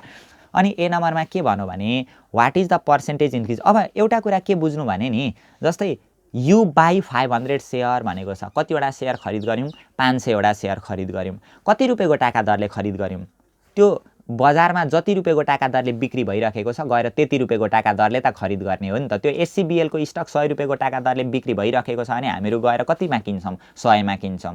यदि पैँचो ल्याएर बेच्नु पर्यो भने पनि त्यही 100 मा बेच्ने हो क्या। यो चाहिँ तर लङ पर्चेजसित रिलेटेड रहेछ किनभने हामीले किनेछौं नि त यो किन्यौं अहिले किन्यौं भने भविष्यमा गएर बेचिदिन्छौं। कतिमा किनेछौं त्यो जतिमा बिक्री भइरहेको छ त्यतिमा गएर किनेछौं भनेर हामीले बुझ्नुपर्ने हुन्छ। यही क्याल्कुलेटरलाई सम्झिनु न यो क्याल्कुलेटर चाहिँ ल 200 रुपैयाँका दरले बिक्री भइरहेको छ भने हामीले गएर किन्दाखेरि कुनै पसलेले 200 रुपैयाँको टाका दरले बिक्री गरिरहेको छ भने हामीहरू गएर कतिमा किन्छौं 200 रुपैयाँमा किन्छौं। फेरि म त एकछिन दलाल गर्छु अनि 10 रुपैयाँ घटाउँछु 190 मा मात्रै ल्याउँछु 200 भनेर हुन्छ भनेर त्यस्तो चाहिँ सम्झिन पाइएन है। त्यस्तो यहाँनेरि चाहिँ दलाल गर्न पाइएन। यहाँ चाहिँ 100 रुपैयाँको टाका दरले बिक्री भइरहेको छ भने हामीहरू गएर पनि कति रुपैयाँको टाका दरले किन्ने हो 100 रुपैयाँको टाका दरले किन्ने हो भनेर हामीले सम्झिनु पर्ने हुन्छ। अब यहाँ हेरौँ ल गर्दै जाउँ यो बुझिन्छ केही छैन यो जोतेश्वरी हिसाब छ। यो पनि यहाँ के भनेको छ भने what is the percentage increase in net worth भन्दैछ। अब यहाँ हेर्नु ल अलिकति म यहाँ थोरै बुझाउन चाहे के बुझाउन चाहे भने जस्तै सुरुमा हामीले 500 वटा सेयर खरिद गरेका रहेछौं कतिका दरले 100 रुपैयाँको टाका दरले हामीले खरिद गरेका रहेछौं। अब सेयर खरिद गर्दाखेरि हामीहरूको टोटल एसिड्स कति हो त यी टोटल एसिड्स यहाँ ध्यान दिनु है टोटल एसिड्स एट बिगिनिङ। यहाँ हेर्नु त सुरुमा हामीले सेयर खरिद गरेको बेलामा हामीले n वटा सेयर खरिद गरेर ल्याएको हुन्छ p0 का दरले खरिद गरेर ल्याएको हुन्छ त्यही n * p0 बराबरकै हामीहरूको टोटल एसिड्स हुन्छ हो कि हैन भन्नु त। हामीले सुरु नै क्लासदेखि यही छलफल गर्दै आइराखेका छौं। सुरुमा सेयर खरिद गरेको बेलामा हामीहरूको टोटल एसिड्स भनेको n * p0 हुन्छ। 500 दिएकै छ हैन 100 रुपैयाँको टाका दरले 500 * 100 भनेको कति रुपैयाँ बराबरको रहेछ टोटल एसिड्स 50000 बराबरको रहेछ भनेर हामीले सम्झिनु पर्ने हुन्छ। ठीक छ यहाँसम्म ठीक छ। अब जम्मा 50000 बराबरको सेयर खरिद गरेर ल्याएका रहेछौं 500 वटा सेयर 100 रुपैयाँको टाका दरले जम्मा 50000 बराबरको खरिद गरेर ल्याएका रहेछौं। अब 50000 मा आफ्नो खुद स्वयं निजको गोजीको पैसा कति लगानी गरेका छौं 37500 भने बाँकी रहेको त ऋण रहेछ हामीहरूको त्यही भएर यो चाहिँ हामीहरूको के को पोजिसन भयो डेब्टको पोजिसन। जम्मा 50000 50,000 हो हैन। 50,000 जम्मा भ्यालु त 50,000 हो। 50,000 मा 37,500 चाहिँ हामीहरूले इक्विटी प्रयोग गरेका थियौँ हैन। हामीले आफ्नो खुद स्वयं निजी गोजीको पैसा लगानी गरेका थियौँ भने बाँकी रहेको रुपैयाँ 12,500 चाहिँ के रहेछ डेब्टको पोजिसन रहेछ। यो के छ र यो अचकाली सजिलो यहाँ भन्दा सजिलो त यो विश्व ब्रह्माण्डमा हुँदैन क्या। देख्ने बित्तिकै हाँस उठ्न थाल्छ। पहिलो तालादेखि नि काउकुती लागेर आउँछ क्या यस्तो कुरा हेर्दाखेरि त बारम्बार एउटै नि। अब मात्रै हामीहरू ए नम्बरमा जान्छौँ है। के भनेको रहेछ ए नम्बरमा what is the percentage increase in net worth. Net worth भनेको इक्विटी होला। यो सम्झिनु नयाँ कुरा अब हामीहरू यहाँनिर सिक्दैछौँ। What is the percentage increase in the net worth if of your brokerage account if the price of SCBL stock immediately change to सेयरको मूल्य चेन्ज भएर एकचोटि कति पुग्यो अरे 110 पुग्यो अरे। अर्कोचोटि सेयरको मूल्य चेन्ज भएर 100 रुपियाँ पुग्यो अरे। अनि अर्कोचोटि 90 रुपियाँ पुग्यो भन्ने कुरा गर्दैछ ल। What is the percentage change in net worth what is the percentage increase in the net worth भन्दैछ नि त। निकाल्नु भनेको के छ पर्सेन्टेज इन्क्रिज हुनु डिक्रिज हुनु भनेको त्यो चेन्ज हुनु हो क्या। त्यही भएर पर्सेन्टेज चेन्ज इन नेटवर्थ यो जुन सङ्केत छ नि यो मन्दिर जस्तो हो यो चुचो यो भनेको चेन्जको सङ्केत होला। Percentage change in net worth net worth चाहिँ कति प्रतिशत चेन्ज भयो त्यो पत्ता लगाउनु भनेर हामीहरूलाई क्वेसनले भन्दैछ क्या। यो चाहिँ वार्ड भयो जहाँ एक नम्बरमा हामीहरूको सेयरको मूल्य बढेर कति रुपियाँ भयो भन्ने कुरा गर्दैछ। सेयरको मूल्य बढेर 110 भयो अरे 100 भयो अरे 90 भयो अरे भन्दैछ। एकचोटि 110 राख्नु पर्यो हामीहरूले। अर्कोचोटि त्यही सेयरको मूल्य कति राख्नु पर्यो P1 भनेको 100 रुपियाँ राख्नु पर्यो हैन। अर्कोचोटि त्यही सेयरको मूल्य हामीले 3 नम्बरमा कति राख्नु पर्यो P1 को भ्यालु राख्नु पर्यो ₹90। यो तीनवटा मूल्य। अब यसको अवस्थामा हैन यो अवस्थामा हामीले percentage change in net worth percentage change in net worth भन्नु र पर्सेन्टेज चेन्ज इन इक्विटी भन्नु एउटै होला। नेटवर्थ भन्नु र इक्विटी भन्नु एउटै हो। कापीको टुप्पामा पनि लेखिराख्नु होला तपाईहरुले पछि हेर्दा पनि सजिलो हुन्छ। नेटवर्थ भन्नु र इक्विटी भन्नु एउटै हो। अब म बारम्बार के भन्दैछु भने सेयर खरिद गरेको बेलामा हामीहरुको टोटल एसेट्स भनेको n * P0 हुन्छ। तर जति रुपैयाँमा खरिद गरेको हो भविष्यमा गएर मूल्य परिवर्तन भएको छ भने त्यो परिवर्तित मूल्यको आधारमा हामीहरुले टोटल एसेट्स निकाल्नु पर्ने हुन्छ। यानी कि भविष्यमा गएर चाहिँ हामीहरुको टोटल एसेट्स n * P1 हुन्छ क्या। लङ पोजिसनको कुरा गर्दैछौं नि त। टोटल एसेट्स भनेको सेयर खरिद गरेको बेलामा n * P0 हुन्छ र मूल्य परिवर्तन भयो भने n * P1 भन्ने हुन्छ। अस्ति हामीले गाईको एक्जाम्पल पनि हेरेका थियौं। सुरुमा हामीले 5 वटा गाई ल्यायौं अरे 5000 रुपैयाँ गोटाका दरले ल्यायौं अरे भने 5 25,000 बराबरको हामीहरुको टोटल एसेट्स छ। तर पछि गाईको मूल्य परिवर्तन भएर गाईले बाछा बाछी पायो भने हैन 1 वर्ष पछाडी बाछा बाछी पायो अरे मानिलियौं। अब बाछा बाछी पायो भने त मूल्य बढ्छ। सुरुमा 5000 रुपैयाँ गोटाका दरले 5 वटा गाई ल्याएको भरे 10000 रुपैयाँ गोटाको दरलेको गाई भयो भने 5.50,000 बराबरको गाई भयो भने हामीहरुको सम्पत्ति त 50,000 बराबरको छ नि त। सुरुमा किनेर ल्याउँदा 25,000 थियो पछि भाउ बढ्यो भने त भाउ बढेर 50,000 भयो भने 50,000 बराबरको चाहिँ हामीहरुको सम्पत्ति हुन्छ नि त। त्यही भएर यहाँनेरि यो टोटल एसेट्स भनेको नि TA टोटल एसेट्स भनेको चाहिँ n * P1 हुन्छ। n भनेको कति दिएको छ हामीलाई नम्बर भनेको 500 वटा दिएको रहेछ हैन। इन्टु P1 भनेको 110 रहेछ। 11 पंचे कति आउँछ 55,000 भनेर यसरी हामीले टोटल एसेट्स पत्ता लगाउनु पर्ने हुन्छ।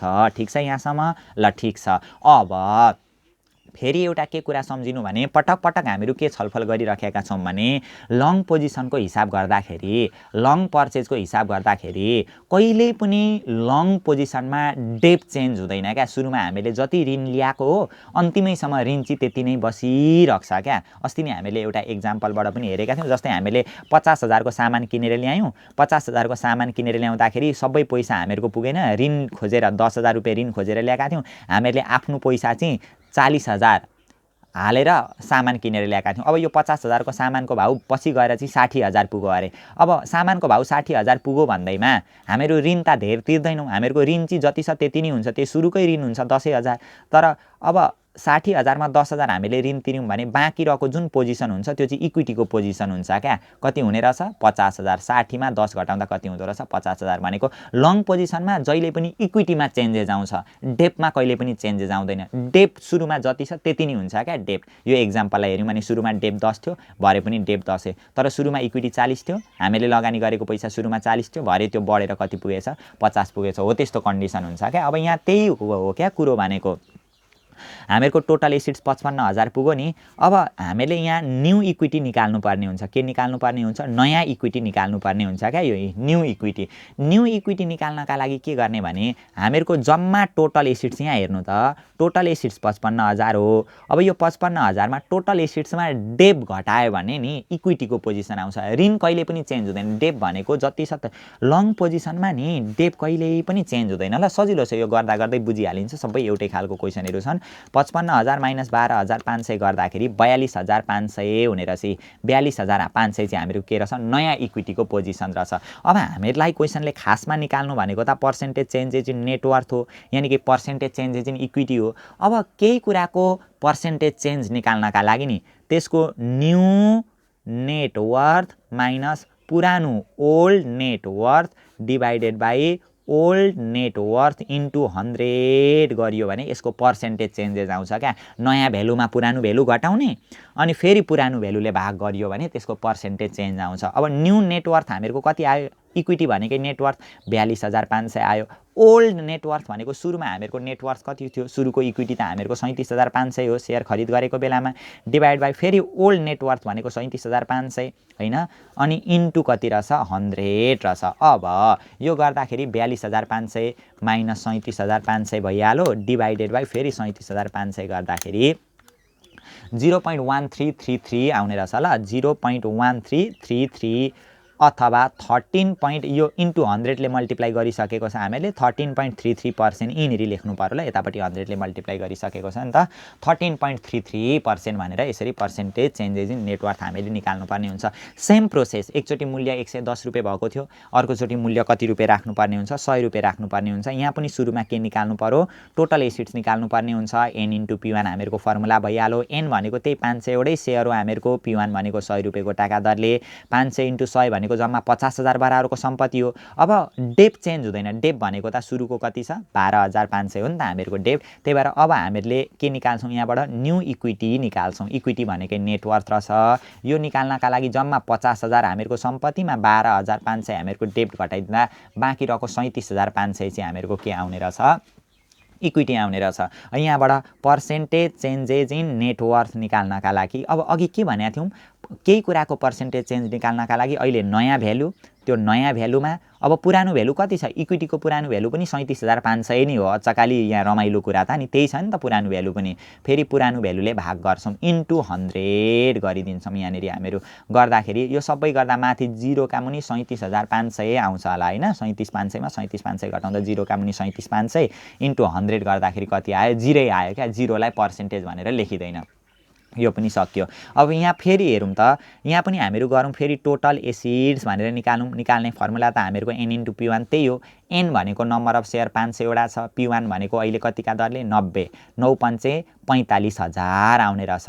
अब ऋण चेन्ज हुँदैन भने जति चेन्जेस हुन्छ त्यो फ्लक्चुएसन आउने भनेको केमा हो? इक्विटीमा हो। जम्मा 45,000 हामीहरूको सम्पत्ति पुगेको छ, ऋण भनेको 12,500 हामीहरूको छँदैछ। ल 45 मा 12,500 घटाउँदा 45,000 माइनस 12,500 घटाउँदाखेरि 32,500 भनेर देखा पर्ने रहेछ। ल रुपिस 32,500। अब हामीले निकाल्नुपर्ने पर्सेन्टेज चेन्जेस इन नेटवर्थ हो। अब नेटवर्थको चेन्ज निकाल्नका लागि, इक्विटीको चेन्ज निकाल्नका लागि नयाँ भ्यालु भनेको 32,500, पुरानो भ्यालु भनेको 37,500 छ। इक्विटीको हो कि होइन भन्नु त? पुरानो भनेको त सुरुमा त हामीहरूको कति छ? 37,500 हो नि त। फेरि डिभाइड बाई पुरानो भ्यालु 37,500 ले भाग गर्ने इन्टु 100 उतापट्टि छँदैछ। ल 32,500 मा 37,500 32, 33, 34, 35, 36, 38 भनेको माइनस 5,000 हुने रहेछ, डिभाइडेड बाई 37,500 37,500 इन्टु 100 गर्दा माइनस 13.33% भनेर यसरी हामीले निकाल्नुपर्ने हुन्छ पर्सेन्टेज चेन्जेस इन नेटवर्थ भनेर भयो क्या यो चाहिँ। अब क्वेसनले हामीलाई एक्स्ट्रा अरू पनि कुरा यहाँनिर सोधेको छ जस्तो मलाई लाग्दैछ। ल यहाँनिर देख्दै थिएँ, यो भयो। अनि what is the relationship between you're percentage return, जुन हामीहरूको त्यो इक्विटीको जुन हामीहरूले नेटवर्थको चेन्ज निकालियो नि हो, त्यसको return and the percentage changes in price भनेको छ। के रिलेसन छ अरे? कस्तो रिलेसन हुन्छ अरे? जुन त्यो पर्सेन्टेज चेन्जेस इन रिटर्न हुन्छ नि, पर्सेन्टेज रिटर्न र पर्सेन्टेज चेन्जेस इन प्राइसमा चाहिँ के रिलेसन हुन्छ अरे भन्दैछ क्या। अब के रिलेसन हुन्छ भनेर निकाल्नका लागि नि यहाँ ध्यान दिनु है, क्वेसनले के भन्दैछ भने पर्सेन्टेज चेन्जेस इन रिटर्नको कुरा गरेको छ, तर वास्तवमा उसले गर्न खोजेको चाहिँ पर्सेन्टेज चेन्जेस इन इक्विटी अथवा नेटवर्थ भन्न खोजेको होला। कुरो भनेको एउटै हुन्छ ल, जे भने पनि कुरो एउटै हो। अहिले के बुझिराखौँ भने नि यसलाई अलिकति मैले मोडिफाई गरिदिन्छु अनि एकछिनमा चाहिँ यो पनि म तपाईँहरूलाई बुझाउँछु ल। क्वेसनले के भनेको छ भने what is the relationship between you're percentage change in equity भनेर सम्झिनु होला यसलाई एकछिनको लागि। पर्सेन्टेज चेन्ज इन इक्विटी र पर्सेन्टेज चेन्ज इन प्राइस बिच चाहिँ कस्तो रिलेसन छ त्यो पत्ता लगाउनु भन्दैछ क्या। कस्तो रिलेसन रहेछ त्यो भन्नु भन्दैछ। के बिच पर्सेन्टेज चेन्जेस इन इक्विटी, यो पर्सेन्टेज चेन्जेस इन इक्विटी र पर्सेन्टेज चेन्जेस इन प्राइस बिच चाहिँ कस्तो रिलेसन छ रहेछ भन्नु भन्दैछ। अब कस्तो रिलेसन छ भनेर भन्नको लागि नि दुईटै कुरा चाहिन्छ क्या। पर्सेन्टेज चेन्जेस इन नेटवर्थ पनि चाहिन्छ, पर्सेन्टेज चेन्जेस इन प्राइस पनि चाहिन्छ। त्यही भएर पहिले हामीहरू पर्सेन्टेज चेन्जेस इन प्राइस यसरी निकाल्छौँ ल। यहाँ पनि पर्सेन्टेज चेन्जेस इन प्राइस निकाल्छौँ, यहाँ पनि हामीहरू पर्सेन्टेज चेन्जेस इन के निकाल्छौँ प्राइस निकाल्छौँ, यहाँ पनि हामीहरू पर्सेन्टेज चेन्जेस इन प्राइस निकाल्छौँ। कस्तो रिलेसन हेर्नको लागि नि अब नेटवर्थ त हामीहरूको एकचोटि 13% बढ्यो, अर्कोचोटि 0, अर्कोचोटि 13% घटेको छ। प्राइस चाहिँ कति प्रतिशतले चेन्ज आएको छ प्राइसमा चाहिँ त्यो पनि हामीहरू पत्ता लगाउँछौँ। अब यो पर्सेन्टेज चेन्जेस इन प्राइस निकाल्नका लागि नि अहिलेको प्राइसमा सुरुको प्राइस घटाउने, नयाँ प्राइसमा पुरानो प्राइस घटाउने अनि पुरानोको प्राइसले भाग गर्ने इन्टु 100 गरियो भने यो पर्सेन्टेज चेन्जेस इन प्राइस आउँछ क्या। यहाँ पनि पर्सेन्टेज चेन्जेस इन प्राइस भनेको अहिलेको प्राइसमा सुरुको प्राइस घटाउने, सुरुको प्राइसले भाग गर्ने इन्टु 100। त्यही त हो, नयाँमा पुरानो घटाउने, पुरानोले भाग गर्ने, नयाँमा पुरानो घटाउने, पुरानोले भाग गर्ने। यहाँ पनि नयाँमा पुरानो घटाउने र पुरानोले भाग गर्ने इन्टु 100 गरियो भने यो पर्सेन्टेज चेन्जेस इन प्राइस आउँछ। हामीहरूलाई त क्वेसनले सोधेको छ नि त कस्तो रिलेसन रहेछ त यो पर्सेन्टेज चेन्जेस इन नेटवर्थ र पर्सेन्टेज चेन्जेस इन प्राइस बिच चाहिँ कस्तो रिलेसन रहेछ त्यो भन्नु भन्दैछ नि त। अब P1 यहाँ हेर्नु त, अब यो तीनवटा छ नि त कन्डिसनै हामीहरूको। सुरुमा यहाँ P1 कति दिएको छ 110 दिएको छ, माइनस P0 भनेको सुरुको P0 त हामीहरूको सुरुको एउटै हो है। P0 कति छ, P0 100 छ, डिभाइड बाई P0 भनेको 100 इन्टु 100 गर्दाखेरि 110 मा 100 घटाउँदा 10 हुन्छ। 10 लाई यो कच्याकुचु गर्दाखेरि 10% आउने रहेछ। क्यालकुलेटरबाट गर्नु होला। P1 भनेको यहाँ कति छ, P1 हेर्नु त, P1 भनेको 100 छ नि त। P1 भनेको 100 छ, माइनस P0 भनेको पनि सुरुको मूल्य त हामीहरूको 100 नै हो नि त यहाँ त। डिभाइड बाई P0 भनेको कति हो 100 इन्टु 100 गर्दाखेरि यहाँ कति आउने रहेछ 0 आउने रहेछ। यहाँ पनि अब P1 कति छ, यहाँ P1 कति थियो 90 थियो होइन, यहाँको 90। P0 भनेको सुरुको 100 हो, सुरुको 100 हो इन्टु 100 आउने रहेछ। भन्नुको मतलब माइनस 10 का पनि 100 भनेको माइनस 10% आउने रहेछ। अब कस्तो रिलेसन रहेछ भन्ने कुरा हामीहरू अब चाहिँ भन्न सक्छौँ क्या। यहाँ हेर्नु ल, यो हामीहरूको नि सुरुको प्राइस 100 हो नि, सुरुको प्राइस कति हो भन्नु त, सुरुको प्राइस 100, 100 रुपियाँ प्राइसबाट यहाँ 110 हुँदाखेरि तीनवटा कन्डिसन छ है। 100 रुपियाँ प्राइसबाट 110 हुँदाखेरि 100 रुपियाँबाट प्राइस बढेर 110 भएको भन्नुको मतलब यो कति प्रतिशतले बढेको रहेछ, 100 बाट 110 भएको भन्नुको मतलब 10% प्राइस बढेको रहेछ। पर्सेन्टेज चेन्जेस इन प्राइस, प्राइसमा कति चेन्जेस आएको रहेछ 10%ले चेन्जेस आएको रहेछ, 10%ले बढेको रहेछ। प्राइस चाहिँ 10%ले बढ्दाखेरि नेटवर्थ कति प्रतिशतले बढेको छ, 13%ले बढेको छ, हो कि होइन भन्नु त। प्राइस 10%ले बढ्दा नेटवर्थ 13%ले बढेको छ। अब प्राइस 0ले घट्दा यहाँ त 0 नै छ, तर यहाँ प्राइस 0ले प्राइस चाहिँ 10%ले घट्दाखेरि यो प्राइस चाहिँ 10%ले घट्दाखेरि नेटवर्थ कति प्रतिशतले घटेको छ, माइनस 13%ले घटेको छ। भन्नुको मतलब यहाँ कस्तो रिलेसन हामीहरू देख्ने रहेछौँ भन्दाखेरि पोजिटिभ रिलेसनै देख्ने रहेछौँ। तर होइन प्राइस यदि वृद्धि भएको छ भने मूल्य बढ्दाखेरि नेटवर्थ पनि के हुँदो रहेछ, बढ्दो रहेछ, र मूल्य घट्दाखेरि नेटवर्थ पनि घट्दो रहेछ। तर मूल्यको तुलनामा नेटवर्थ चाहिँ तीव्र दरमा बढ्ने अथवा घट्ने हुँदो रहेछ भनेर हामीले भन्नुपर्ने हुन्छ क्या। यहाँ हेर्ने त प्राइस 10%ले बढ्दा नेटवर्थ कति प्रतिशतले बढ्यो, 13.33%ले बढ्यो। प्राइस 10%ले घट्दा नेटवर्थ कति प्रतिशतले घट्यो, 13.33%ले घट्यो। जति प्रतिशतले प्राइस बढेको हो त्योभन्दा धेरै प्रतिशतले प्राइस बढ्यो, नेटवर्थ बढ्यो। जति प्रतिशतले प्राइस घटेको हो त्योभन्दा धेरै प्रतिशतले नेटवर्थ घट्दो रहेछ। प्राइस बढ्दाखेरि नेटवर्थ पनि बढ्छ, तर प्राइसको तुलनामा नेटवर्थ त्योभन्दा धेरै प्रतिशतले वृद्धि हुँदो रहेछ। प्राइस घट्दाखेरि नेटवर्थ पनि घट्दो रहेछ तर त्योभन्दा धेरै प्रतिशतले नेटवर्थ घट्दो रहेछ। पोजिटिभ, यो दुईटा बीच चाहिँ पोजिटिभ रिलेसन रहेछ तर प्राइसको तुलनामा नेटवर्थमा चाहिँ बढी चेन्जेस देखा पर्दो रहेछ भनेर हामीहरूले भन्नुपर्ने हुन्छ ल। रिलेसन त पोजिटिभ हो नि त, बढ्दा बढेको छ घट्दा घटेको छ, जुन डिरेक्सनमा प्राइस चेन्ज हुन्छ नेटवर्थ पनि त्यही डिरेक्सनमा चेन्ज हुँदो रहेछ।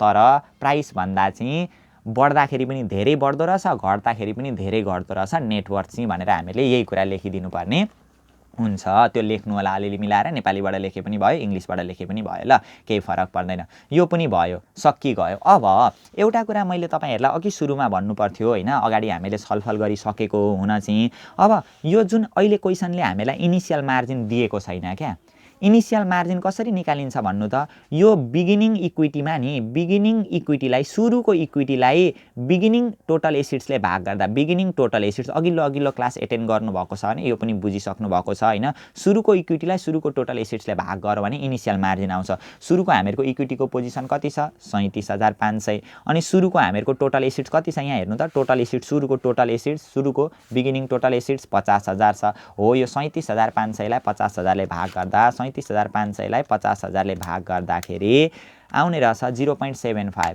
0.75 अथवा 75% भनेर यसरी इनिसियल मार्जिन पनि निकालिदिराख्दाखेरि भरे हामीहरूलाई सजिलो पर्न जान्छ।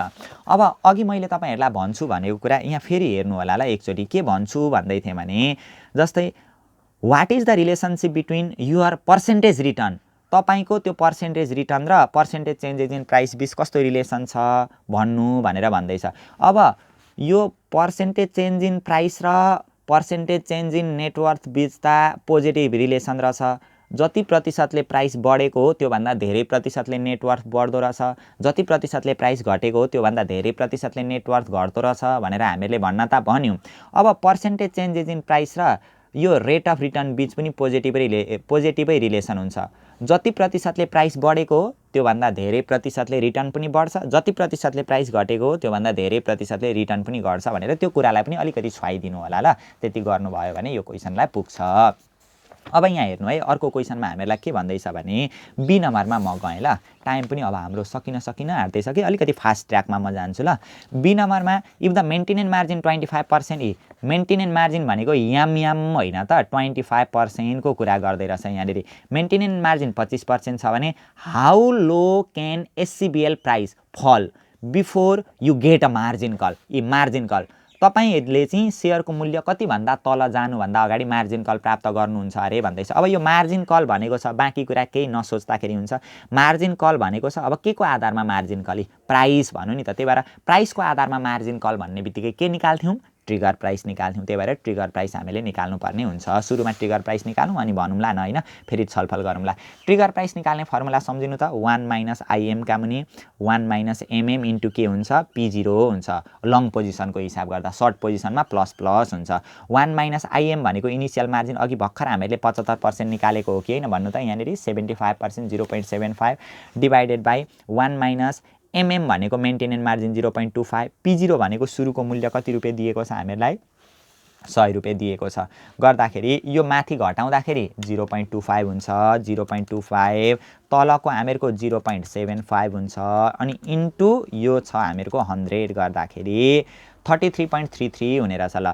33.33 यो रुपिजमा आउँछ क्या।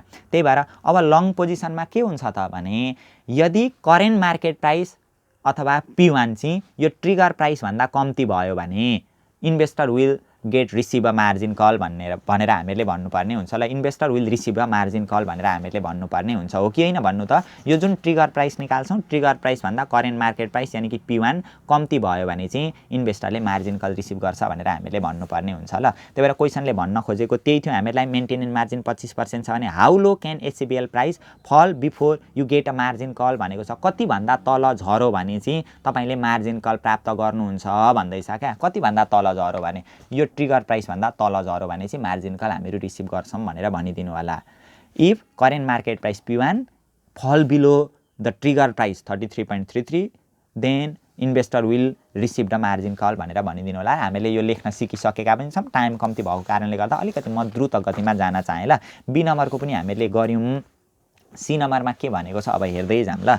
सी नम्बरमा के भन्यो भने हाउ वुड युवर एन्सर, तपाईँको एन्सर कहाँ उड्छ, कसरी उड्छ भनेको होइन है। How would your answer to be change, तपाईँको त्यो जुन हामीले यो बीमा गरेको छ नि त्यो एन्सरमा चाहिँ के चेन्ज हुन्छ अरे। If you had a finance the initial purchase with only 25,000 of your own money भनेको छ।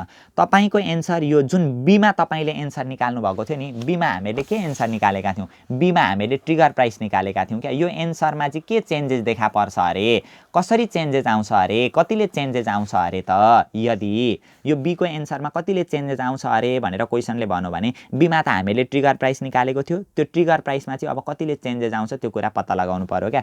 If you had a finance the initial purchase with only 25,000 of your own money भनेको छ क्या। अन मनी भनेको तपाईँले आफ्नो पैसा चाहिँ 25,000 मात्रै लगाउनु भयो भने यो बीको एन्सर चाहिँ कतिले परिवर्तित हुन्छ अरे भन्दैछ। आफ्नो पैसा 25,000 लगाउनु भयो भन्ने कुरा गर्यो भने त्यो हाम्रा लागि इक्विटी हो कि होइन भन्नु त। तपाईँले आफ्नो पैसा, हामीले आफ्नो पैसा चाहिँ कति मात्रै लगायौँ अरे, 25,000 मात्रै लगायौँ अरे। अघि यहाँ हेर्नु, हामीले आफ्नो पैसा कति लगानी गरेका थियौँ, 37,500। यो 37,500 को ठाउँमा अहिले चाहिँ हामीले 25,000 मात्रै लगायौँ अरे। अब यो गर्ने बित्तिकै इनिसियल मार्जिन निकाल्नका लागि त बिगिनिङ इक्विटी होइन, सुरुमा हामीले त्यो 37,500 लगानी गर्नुको साटो नि, सुरुमा हामीले आफ्नो पैसा 37,500 लगानी गर्नुको साटो हामीले चाहिँ 25,000 मात्रै लगानी गऱ्यौँ भने एन्सरमा के फरक पर्छ भन्दैछ क्या। बिगिनिङ टोटल एसिड चाहिँ यसरी इनिसियल मार्जिन फेरि निकाल्नु पर्यो। हामीले 25,000 मात्रै पैसा लगानी गऱ्यौँ, जम्मा हामीहरूसित जम्मा टोटल एसिड्स कति हो, हामीहरूको बिगिनिङ टोटल एसिड्स त वास्तवमा कति हो, 50,000 हो नि त। गर्दाखेरि 0.50 अथवा यो कति पर्सेन्ट आयो, 50% भनेर यसरी हामीले निकाल्यौँ होइन। अब यो बीको एन्सरमा के चेन्ज आउँछ भन्दाखेरि फेरि हामीले के निकाल्नु पर्यो, ट्रिगर प्राइस 1 माइनस IM का मुनि के हुन्छ, 1 माइनस MM इन्टु 100। जम्मा 50,000मा 25,000 मात्रै हामीले लगानी गऱ्यौँ भने हामीहरूको डेप्टको पोजिसन चाहिँ बाँकी रहेको 25,000 हुने रहेछ ल। 50,000मा 25,000 हामीहरूको इक्विटी भयो भने बाँकी रहेको डेप्ट हो नि त, त्यो देखाइराख्नु पर्दैन। 1 माइनस IM भनेको 0.50, अलिकति फास्ट ट्र्याकमा गएँ। 1 माइनस MM भनेको 0. कति दिएको छ यहाँ हामीहरूलाई, 25 दिएको छ, त्यही बीकैसित कम्पेयर गर्नुपर्ने हो, इन्टु 100 भइहाल्यो।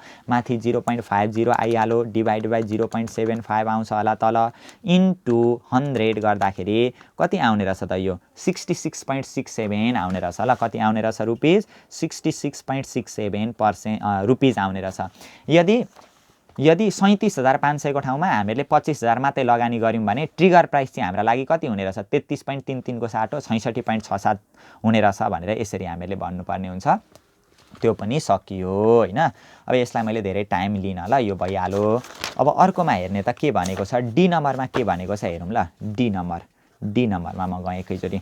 डी नम्बरमा के भनेको छ भने, what is the rate of return on your margin position assuming again that you invest 37,500। तपाईँले वास्तविक रूपमा 37,500 नै लगानी गर्नुभएको थियो, सुरुमा चाहिँ 37,500 नै लगानी गर्नुभएको थियो भन्यो भने त्यो 37,500 लगानी गर्दाखेरि हामीहरूको इनिसियल मार्जिन कति आएको थियो, 0.75 आएको थियो होइन।